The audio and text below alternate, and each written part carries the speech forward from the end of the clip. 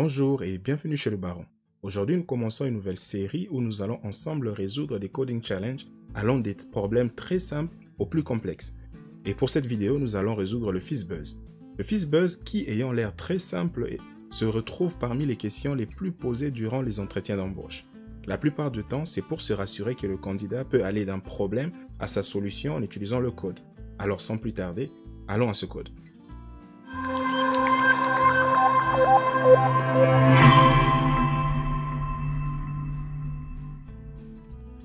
Pour résoudre tous nos challenges, nous allons utiliser HackerRank, qui est une plateforme web ayant de tonnes d'exercices nous aidant à perfectionner nos connaissances en programmation.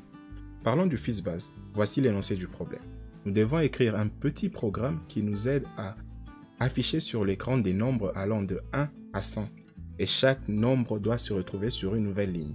Et pour chaque nombre, si ce nombre est divisible par 3, nous devons imprimer ou afficher fizz à la place du nombre. Mais si ce nombre est divisible par 5, nous devons afficher buzz à la place de ce nombre. Mais si ce nombre est à la fois divisible par 3 et par 5, nous devons imprimer ou afficher fizzbuzz à la place de ce nombre-là. Avant de me mettre à coder et à résoudre n'importe quel problème, voici ma stratégie et celle que je recommanderais à tous. Premièrement, lire le problème au moins 3 fois pour bien le saisir. Deuxièmement, utiliser des exemples pour avoir une meilleure compréhension. Dans notre cas, on peut utiliser par exemple 1 et on sait qu'on doit afficher 1. Si on a 3, on doit afficher fizz. Si on a 10, on doit afficher buzz. Et si on a 15, on affiche fizzbuzz. Et si on a 21, on va afficher fizz. Troisièmement, utiliser la méthode la plus brute pour résoudre le problème. D'abord sur papier. Et ensuite, nous pouvons passer sur le code. Et ça, c'est la quatrième étape. Utiliser ce code et le tester. Et cinquièmement, on doit se rassurer d'améliorer ce code. Parce qu'un des pièges ou de clés dans la programmation, c'est l'efficience de l'algorithme ou du programme que l'on écrit. Alors, allons-y et codons ce problème. La première chose à faire avant de commencer, c'est de sélectionner le langage que nous allons utiliser pour résoudre ce problème. Dans notre cas, nous allons utiliser Java 8. Et si nous nous rappelons, la première partie du problème voudrait assez que nous parcourons les nombres ou les chiffres de 1 à 100. Alors nous allons créer une loop ou une boucle allant de 1 jusqu'à i qui est inférieur ou égal à 100. Et nous allons incrémenter cela. Alors tout ce que nous faisons, c'est juste imprimer ou afficher cela sur l'écran, dont nous utilisons la fonction de système out qui s'appelle println. Print tout court nous imprime sur la même ligne, mais nous voulons sur une nouvelle ligne. Alors nous imprimons ce i sur une nouvelle ligne. La deuxième partie du problème veut assez que nous vérifions si ce i ou ce nombre est divisible par 3. Alors nous utilisons la fonction modulo qui nous donne le reste. Si le reste est égal à 0, c'est qu'il est divisible par 3. Et qu'est-ce que nous faisons? Nous faisons que imprimer fizz. Donc pour tous les nombres ou chiffres qui sont divisibles par 3, nous imprimons fizz. Et la troisième partie de notre problème, c'est voir si ce nombre est divisible par 5. Alors nous utilisons un else. Dans ce cas ici, nous avons d'abord ce else ici pour imprimer le chiffre lui-même. Et nous allons sur le else if maintenant pour voir si ce nombre est divisible par 5. Alors nous faisons i modulo 5, pas 4 mais plutôt 5, pour voir s'il est divisible par 5. Modulo 5 est égal à 0. Alors tout ce que nous faisons, nous affichons buzz, comme cela avait été demandé. Et voilà, nous avons notre buzz. Et la dernière étape ou la quatrième est celle de vérifier si ce nombre ou ce chiffre est à la fois divisible par 3 et par 5. Et voilà ce que nous allons faire à présent. Nous allons juste faire le même modulo, mais cette fois-ci, nous allons utiliser la logique ou bien le comparateur de logique, logical comparator AND, ou le et. Dans ce cas, donc nous avons i modulo 3 qui est égal à 0, ou et, pas ou, mais plutôt et, i qui est modulo 5 qui nous donne également 0. Alors, qu'est-ce que nous faisons? Nous imprimons ou nous affichons fizzbuzz. Et voilà, c'est la résolution de notre problème.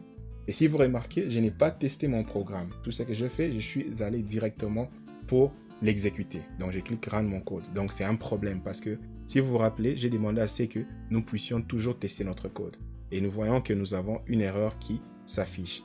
Alors, quelle est l'erreur? Si nous nous rappelons des cas que nous avions testés, si nous allons à 15, nous devions voir FizzBuzz. Mais dans notre cas, nous voyons juste Fizz. Donc, il y a un problème dans notre logique. Alors, rentrons sur notre code pour le fixer. Et à ce niveau ici, vous allez remarquer qu'il y a ce cas ici. Le dernier cas devrait normalement arriver en premier. Nous devions vérifier d'abord si ce chiffre-là ou ce nombre est divisible et par 5 et par 3.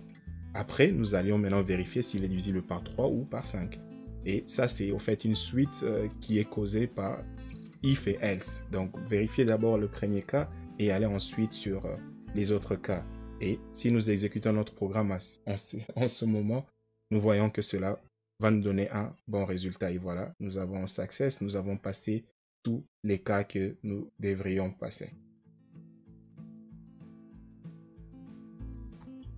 À présent que notre algorithme brut fonctionne, nous allons attaquer l'efficience ou la modularisation de notre code. Nous allons créer une méthode qui va pouvoir se charger de tout ce que nous avons fait comme code et nous allons juste l'appeler à part après.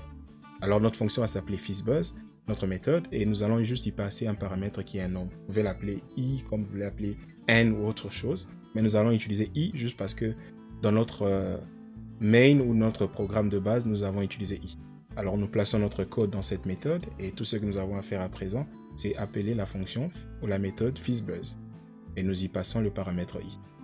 Et pendant que le code va tourner, ceux qui ne se sont pas encore abonnés à notre chaîne, merci de le faire, car cela permet à plusieurs autres de pouvoir bénéficier également de ces genres de programmes. Toujours dans le souci d'optimiser notre code, je n'aime pas particulièrement le fait que nous avons plusieurs if statements comme celui-ci. Nous avons plusieurs SIF et autres, et nous avons ce system out qui est appelé à 4 reprises pratiquement dans notre code. Alors nous allons changer carrément tout ceci, et nous allons plutôt utiliser un string qui va pouvoir nous aider à réaliser la solution de ce problème. Alors ce string au départ va être vide, comme vous le voyez là, et nous allons juste vérifier est-ce que le nombre i qui est venu comme paramètre est divisible par 3. I modulo 3, est-ce que c'est 0? Alors dans ce cas-là, notre string va être égal à fizz, parce que c'est ce qui nous a été demandé. Après, nous vérifions, est-ce que ce nombre est divisible par 5? I modulo 5 est égal à 0. Alors nous ajoutons en fait à ce string buzz, parce que là nous savons qu'il est en même temps divisible par 3 et par 5. Alors ça sera FizzBuzz. Et en dernier lieu, s'il n'est ni divisible par 3 ni divisible par 5, c'est que notre string sera toujours vide à ce niveau. Alors nous vérifions si ce string est vide. Alors nous disons que ce string va juste nous retourner la valeur du nombre. Et dans notre cas, comme le nombre est un integer, un nombre, alors nous allons convertir cela en string en utilisant la fonction valueOf. Et nous passons i comme paramètre. Et à la fin, tout ce que nous faisons, nous appelons une seule fois le système .out println pour imprimer la valeur de notre non plus i cette fois-ci, mais nous allons plutôt imprimer str, notre string. Et voilà, c'est la fin de notre code. Aussi simple que ça. Et nous voyons que c'est un peu plus net, c'est un peu plus clean que ce que nous avions auparavant. Et nous allons run ce code et l'exécuter. Et nous allons voir que le résultat va être le même. Et nous allons passer tous les cases. Et voilà. Et nous avons vu que notre code a été un peu optimisé et il est plus facile. Et il est modulaire parce que nous avons également utilisé une méthode. Mais si demain nous voulons changer, par exemple, nous voulons plus utiliser 3 mais nous voulons utiliser 4, nous n'avons qu'à les changer à ce niveau. Si nous devons utiliser 10, nous changeons juste un seul niveau. Aussi simple que ça. Et nous voyons que notre code a été optimisé.